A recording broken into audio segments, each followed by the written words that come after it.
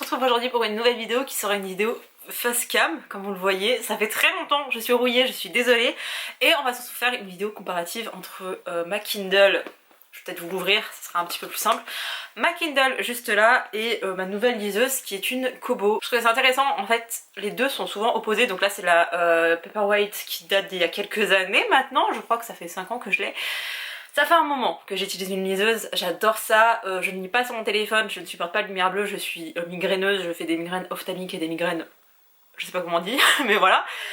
Donc voilà, j'ai l'habitude d'utiliser des liseuses parce que c'est beaucoup plus confortable, vous pouvez l'emmener de partout. Vraiment, je recommande, j'ai été bête pendant un temps parce que vraiment je me disais non, ça risque de tuer les livres. Pas du tout, c'est une autre forme de lecture, j'adore lire en numérique et j'adore aussi lire en papier, de toute façon vous voyez dans les book hauls, mais je trouvais ça intéressant de vous comparer deux types de liseuses par deux gros mastodontes qui sont donc la Fnac d'un côté et Amazon de l'autre, même si Amazon, voilà. Je trouvais ça bien de vous comparer les deux et on est sur les mêmes rapports de prix, donc je pourrais vraiment faire un comparatif en sachant que ma mère, j'en ai acheté une il y a 1 an et demi ou 2 ans, quelque chose comme ça. Et voilà, j'ai vu la nouvelle version, là j'en ai une assez ancienne, elle est assez lourde. Bref, je vais faire un petit peu le comparatif de tout ça. En termes de poids, la Kindle est plus lourde, donc comme je vous le disais c'est une Kindle Paperwhite, elle est proposée à 130 € je crois. C'est le même cas, c'est la même chose de la Clara, la Kobo Clara, ce que j'ai actuellement, voilà. Elle est un peu plus lourde, la Paperwhite. Ce que j'aimais en fait, la raison pour laquelle en fait j'ai acheté une Kindle alors que je consomme beaucoup de produits de la Fnac, comme vous avez pu le voir dans mes book hauls, etc. C'est que sur la... Alors, Amazon le propose maintenant, la Fnac aussi, mais vous aviez cette bibliothèque où vous louez, je sais pas comment on peut dire ça, vous pouviez avoir des livres, vous payez 10 € par mois et vous pouvez avoir accès à une bibliothèque de livres incroyable, vraiment, elle est immense. Et surtout je me suis dit, ah je vais prendre une Kindle, comme ça je pourrais lire des personnes auto-éditées. Je n'ai jamais lu d'auto-édité. Je sais que c'est une honte, enfin c'est une honte, j'ai déjà lu des gens auto-édités, mais pas par le biais de Kindle en me disant oui, je vais soutenir les autoristes. Non, jamais. C'était mon ambition première, c'est pour ça que j'ai demandé une Kindle de base, mais je n'ai jamais utilisé la liseuse telle que je voulais l'utiliser et c'est un petit peu bête, mais c'est ce que j'ai fait, donc je vous retrace un petit peu mon parcours. Je suis pas une méga fan d'Amazon, je suis pas quelqu'un qui consomme beaucoup d'Amazon, et la raison pour laquelle j'ai changé de liseuse alors que celle-ci fonctionne parfaitement et que j'ai encore des bouquins dessus, je vais être complètement honnête et transparente avec vous, Amazon m'a un peu boycotté. Alors j'ai eu pas mal de soucis avec eux pendant un temps. Ils livraient des colis chez moi, je ne les recevais pas et je passais des heures, mais vraiment des heures avec le service client, même quand on m'envoyait des livres je ne les recevais pas, il y a des abonnés qui m'ont envoyé des livres, je les ai jamais reçus et parfois je sais même pas qu'on m'avait envoyé des livres genre en surprise et voilà.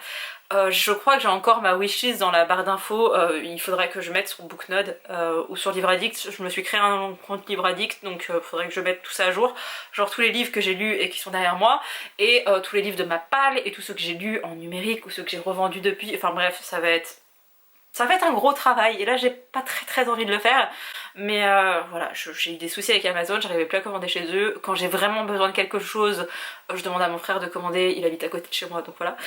C'est la raison pour laquelle je suis passée de Kindle à Kobo.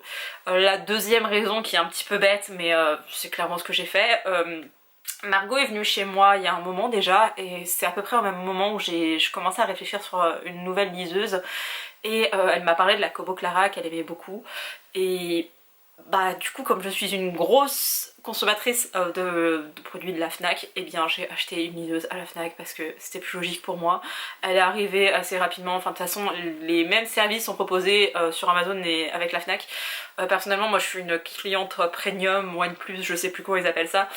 Je consomme beaucoup, j'ai acheté mon appareil là-bas, grâce à la Covid j'ai pu me prendre mon ordinateur là-bas, donc c'est quand même un truc qui coûte 1500 €, j'avais acheté ma Switch à l'époque, enfin j'ai acheté pas mal de produits, ou alors je vais à Darty et la Fnac c'est la même chose, donc par exemple il y a quelques années j'ai acheté ma télé, voilà, c'est des gros produits comme ça, du coup ça fait, je sais plus trop comment ça fonctionne, mais si vous consommez beaucoup, et bien après vous avez des avantages, par exemple j'ai un accès coup de fil, j'ai la livraison en 24 heures gratuite, enfin bref, j'ai tout ce genre de choses, comme ce qui est proposé avec Amazon quand vous êtes client Prime, sauf que moi avec la Fnac je ne paye rien en plus, voilà. Et j'ai droit aussi à 5% sur les livres, mais c'est pas nouveau, c'est quelque chose qui est assez acté quand vous avez une carte, et voilà. Bref, le vrai comparatif des deux. Alors comme vous le voyez c'est très bête, mais sur ma Paperwhite je ne peux pas mettre les couvertures des livres. Peut-être qu'il y a une solution, mais en tout cas ça se fait pas automatiquement et flemme de rechercher. Voilà. En termes de livres, quand on est dessus, ça se présente à peu près pareil, on n'est pas sur des gros changements. Alors je suis désolée, je peux pas vous faire la capture d'écran visuelle avec ça. Alors là actuellement c'est ma lecture en anglais que je n'ai toujours pas terminée alors que j'aime bien le livre et que c'est très abordable, c'est The Ghost We Keep. Donc ça se présente comme ceci, comme je n'ai pas accès à Amazon, voilà, mais autrement vous avez le petit panier d'Amazon et vous pouvez chercher les titres dans la barre d'information. C'est exactement pareil sur la Kobo. Personnellement je ne les prends qu'en Wi-Fi. Je vois pas l'intérêt d'avoir la 3G en sachant que je suis connectée à tous les réseaux Wi-Fi possibles et qu'au pire des cas je fais un partage de connexion avec mon téléphone et ça va tout seul. Là vous allez donc découvrir et vous pouvez chercher des petits livres. Voilà, rien de plus simple. Je crois que le gros changement, en fait, la chose vraiment où je me suis dit wow, c'est trop bien cette liseuse, et la raison pour laquelle je vous recommande plus d'acheter une Kobo Clara, parce que vraiment mon choix est fait, je trouve que la Kobo est incroyable, je ne pensais pas avoir un aussi bon produit. Déjà c'est beaucoup plus simple, en fait c'est très épuré, c'est très minimaliste et c'est ce que j'aime. Kindle aussi avait quand même cet aspect là, mais pas poussé comme ça jusqu'à cet extrême là, et surtout ce que j'aime moins avec la Kindle, alors on peut parler de la taille qui est différente en sachant que moi elle est assez ancienne, donc depuis ils ont réduit la taille, ça a changé. Là j'ai mis une luminosité très très forte comme vous voyez, enfin très fort, je crois qu'on est à 16%, jamais je lis comme ça, moi je lis sur entre du 7, du 6 et du 8 là-dessus, et là je lis à peu près à 2-3% de luminosité parce que je lis principalement le soir dans mon lit, j'ai pas besoin d'avoir un truc qui m'arrache les yeux, et en fait c'est là où il y a la grosse différence pour moi, c'est en termes de luminosité. Si je mets à 16% on va être où? Là je suis à 18%. Comparatif, voilà. Ça déchire un petit peu plus les yeux, mais surtout vous avez quelque chose. Alors je sais pas à quoi sert ce truc de au lit à 23h, parce que je mets toujours au lit à 23h et après je lis jusqu'à 2h du matin. Donc voilà, c'est un concept, mais vous avez ce petit truc de nuit et c'est trop bien.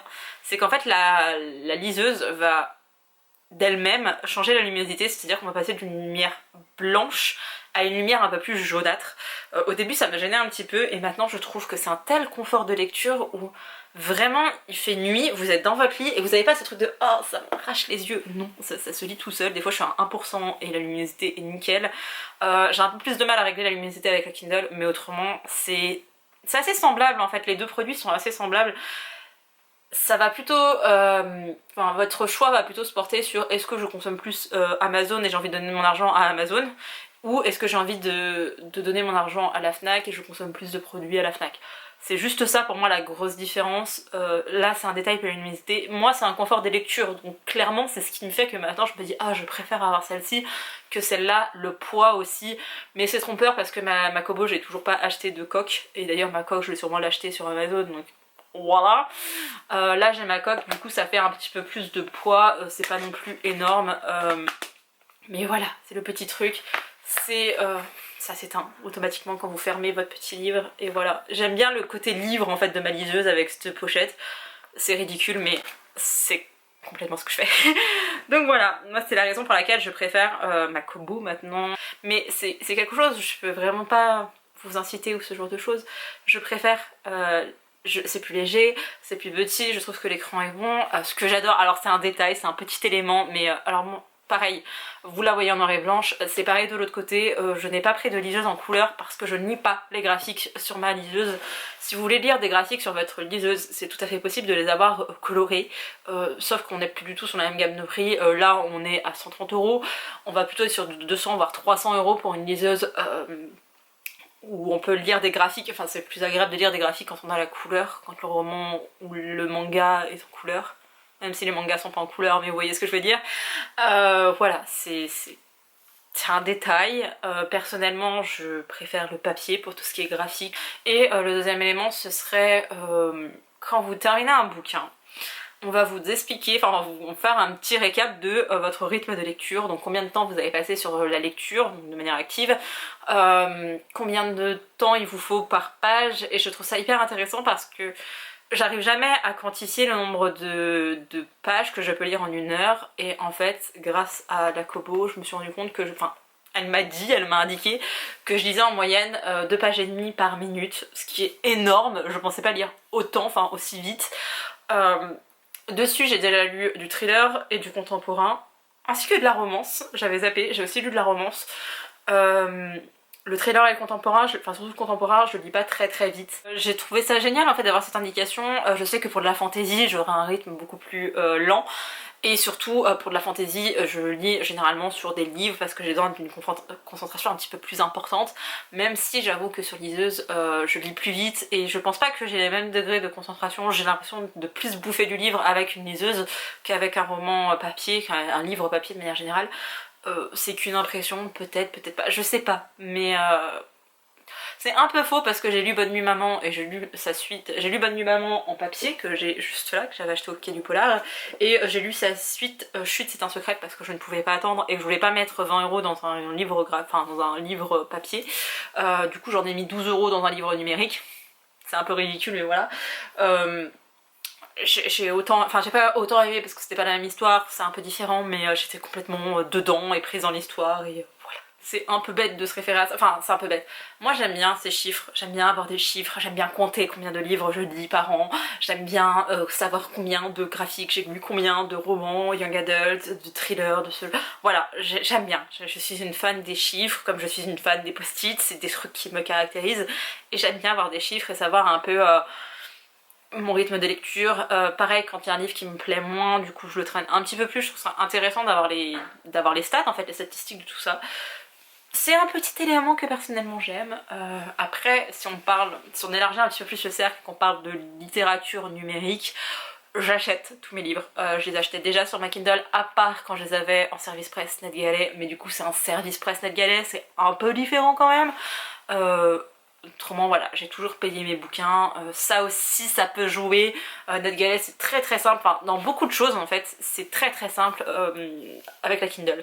Il y a plein de démarches où c'est facilité parce que du moment où vous demandez quelque chose de numérique, la Kindle s'adapte à peu près à tout, vous n'avez pas besoin de transférer, enfin de changer le nom des fichiers, à faire des trucs en PDF pour les rendre accessibles à la liseuse.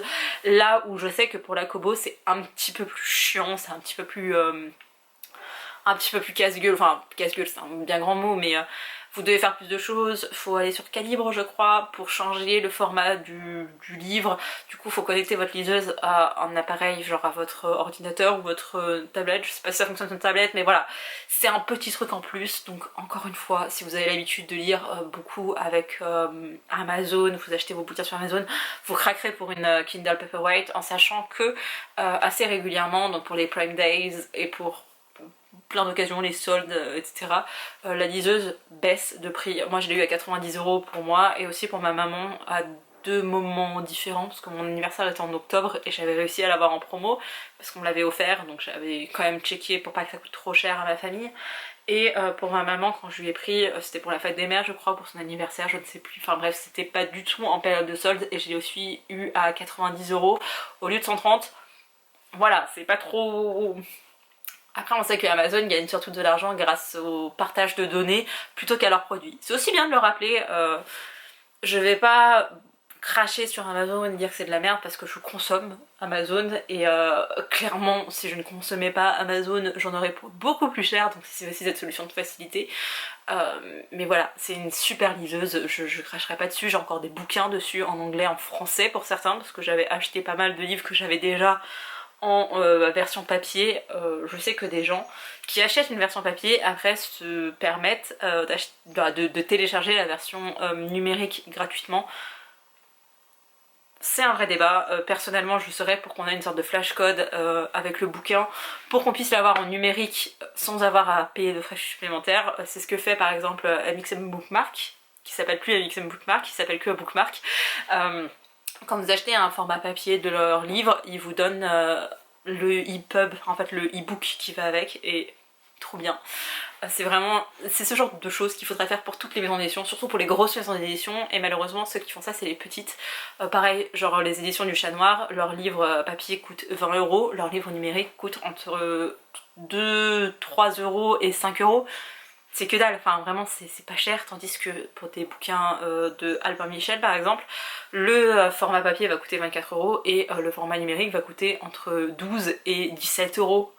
un livre que vous n'avez pas, un livre où ok l'auteur a plus de, enfin l'auteur ou l'autrice a plus de pourcentage et plus payé, mais la maison d'édition a un gros pactole et surtout il n'y a pas tous ces frais de distribution et tout ce qui est matériel, et pour autant il y a des frais qui sont pas très justifiés, voilà, disons-le. Moi je serais pour qu'on ait des versions numériques dans les versions papier, ce n'est pas le cas actuellement, je me sens pas d'acheter un livre, enfin de pas acheter un livre, de le télécharger, c'est un autre débat, vous faites ce que vous voulez, vous avez votre conscience tranquille, franchement moi ça me dérange pas, mais je ne peux pas le faire personnellement, donc je continue d'acheter mes petits livres et du coup ils se trouvent sur ma Kindle et pas sur ma Kobo, et c'est pas grave, et voilà. Je vous ai pas parlé de la calligraphie, ça se change, j'aime bien celle de Kobo, j'aimais bien celle de Kindle. J'ai pas de soucis, vous pouvez agrandir les traits, les réduire, vous faites ce que vous voulez, ça de toute façon c'est propre à chaque liseuse. Le seul petit défaut que je pourrais reprocher à Kobo, c'est que quand vous passez à des formats plus importants, à des prix plus élevés aussi, avec, moi j'ai la Clara mais il y en existe 40 000 autres, je crois que c'est la deuxième version, enfin bref c'est vraiment le dernier qui est sorti, je vous mettrai les deux liens en barre d'informations pour que vous puissiez les retrouver facilement. J'ai absolument pas de pourcentage voilà, pour être complètement transparente avec vous, c'est pas des liens d'affiliation, c'est juste pour que vous ayez un comparatif. Le défaut de la Kobo, je sais pas si c'est pareil sur Kindle, c'est qu'après on arrive sur une liseuse qui ressemble presque à une tablette, et moi ce que j'aime chez une liseuse c'est que vous voyez j'ai pas des mains de géant non plus.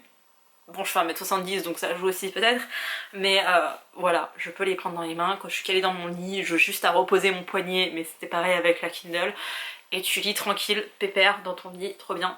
Ce que j'aime moins avec les plus gros modèles de Kobo, c'est que après on se retrouve avec presque une tablette. Et j'ai déjà une tablette, j'ai déjà un iPad, donc j'aurais pas besoin d'une tablette bis. Alors après vous pouvez plus le tenir en une main, ou alors faut tenir avec les deux mains. On se retrouve peut-être un peu plus sur un format de livre, mais je sais pas moi, tous les boutons qui est à côté, voilà. Pareil, je trouve que le bouton de la Kobo, alors vous allez peut-être pas forcément très bien le voir, même pas du tout le voir. Il est très enfoncé et en fait il est assez sensible, c'est à dire que l'année dernière je dormais, je me suis retrouvée avec la lumière de la liseuse, j'ai fait mais c'est quoi ce bazar? Je l'avais, alors oui je dors avec mes liseuses, je dors avec les deux d'ailleurs, on sait jamais, si je suis réveillée que je fais une insomnie, voilà, c'est à portée de main, c'est pour ça que je la garde. Mais du coup c'est assez sensible, là où la Kindle, en tout cas ma Kindle à moi, alors vous allez voir que ma pochette est complètement défoncée, mais là pour le coup le bouton est un peu plus en relief, il faut vraiment appuyer dessus. Ma maman a un modèle plus récent du coup et il est plus sensible aussi, donc je pense que c'était un souhait. Après on est sur la même gamme de prix et on est vraiment sur... Vraiment ça se joue sur est-ce que vous êtes plutôt team Fnac ou team Amazon, parce qu'il n'y a pas non plus de gros changements, mais vous m'avez souvent demandé pourquoi j'avais changé de liseuse, qu'est-ce que j'aimais dans la liseuse, qu'est-ce que je vous recommandais clairement si vous voulez juste lire des livres. Il y a une gamme en dessous qui existe pour Kindle, je ne sais pas si c'est le cas pour Kobo, je ne crois pas, je crois que c'est vraiment une entrée de gamme à 130 €. Si jamais, voilà. Je sais qu'il existe aussi d'autres marques de liseuses, mais je les ai pas testées, donc je vais pas vous faire une review d'une liseuse que je n'ai pas testée. J'avais regardé un peu à Cultura et chez ma libraire, j'aimais pas, j'aimais vraiment pas, je trouvais pas ça pratique. Et j'ai été vers la Kindle Paperwhite parce que c'était la plus accessible, la meilleure prise en main possible. Et bah, maintenant que j'ai testé la Kobo Clara, je préfère la Kobo Clara. Ça fait plus sens pour moi, société française, enfin une entreprise française, c'est la Fnac. Je consomme énormément de livres papier à la Fnac, donc maintenant j'achète aussi mes e-books. Très très simple, j'ai mon compte client, en plus comme ça me permet de cotiser et de garder mon accès premium à la Fnac. Voilà, on n'est pas sur non plus quelque chose d'extraordinaire, mais j'aime beaucoup, elle est déjà tombée, elle n'est pas morte, elle n'est pas cassée, et je vous rappelle pour ceux qui ne connaissent absolument pas la lecture numérique, ce n'est pas de la lumière bleue, donc ça ne fatigue pas les yeux de la même manière, ça ne provoque pas de migraine ou ce genre de choses. Donc voilà, c'est hyper agréable, vraiment. La lecture numérique pour moi c'est une autre façon de lire et j'aime beaucoup parce que j'aurais pas forcément le réflexe de prendre un livre dans mon sac, parce que déjà je suis maniaque de mes livres, il faut qu'ils soient nickel. Et aussi j'aurais pas le réflexe de me dire j'ouvre mon bouquin et je vais le lire. Par contre le truc de je prends ma liseuse, je la fous dans mon sac, j'ai 5 minutes devant moi, je lis un petit peu. Nombre de fois où ça m'arrivait à la boulangerie de sortir mon truc, de lire en moins 2-3 pages et après de passer, enfin c'est un autre type de lecture. Je sais que certains vont être outrés que je puisse poser un livre, le reprendre pour 2 minutes de temps. C'est ma façon de lire, voilà, on a tous une façon différente, c'est ce qui me permet aussi de lire beaucoup et après, très honnêtement, 90% de mon utilisation de ma liseuse, c'est dans mon appartement et c'est couché dans mon lit ou couché dans mon canapé ou parfois sur ma terrasse quand il fait beau. Pas comme aujourd'hui, le seul jour où je décide de filmer et qu'il y a une tempête dehors, voilà. Mais ouais, c'est hyper pratique, je vous recommanderais jamais assez de lire en numérique. C'est pas forcément un gros budget pour le coup, ça gagne de la place et je sais pas, perso c'est c'est autre chose. Avant je lisais principalement, voire que de la littérature, que des romances en fait sur ma Kindle. Et maintenant je diversifie un petit peu plus, surtout depuis que j'ai la Kobo et surtout que j'ai pris l'habitude, c'est surtout ça. J'ai lu du thriller, là actuellement c'est un thriller que je lis et voilà, c'est moins cher et la plupart des livres je ne les garde pas donc je trouve ça bête de mettre encore une fois de l'argent dans quelque chose que je ne vais pas garder et voilà. Bref, j'arrête de blablater. J'espère que cette vidéo comparative vous a plu et que ça vous aidera à trancher ou pas. N'hésitez pas à me dire quelle liseuse vous avez aussi dans l'espace commentaire et dites-moi si vous préférez, si vous avez déjà essayé les deux en fait, ou un autre type de liseuse, qu'est-ce que vous conseillez, qu'est-ce que vous recommandez. C'est intéressant aussi pour les gens qui vont regarder cette vidéo et qui ont l'avis d'une nana derrière sa caméra mais qui aura d'autres avis en commentaire et peut-être qu'il y en a qui vont me dire ah non mais vraiment les gammes au-dessus de la Kobo, de la Kindle ça vaut carrément le coup, il y a vraiment un confort de lecture, il y a des trucs de ouf qui sont faits. Peut-être, donc voilà, je vous invite à aller dans les commentaires et moi je vous dis à bientôt pour une prochaine vidéo. Bye.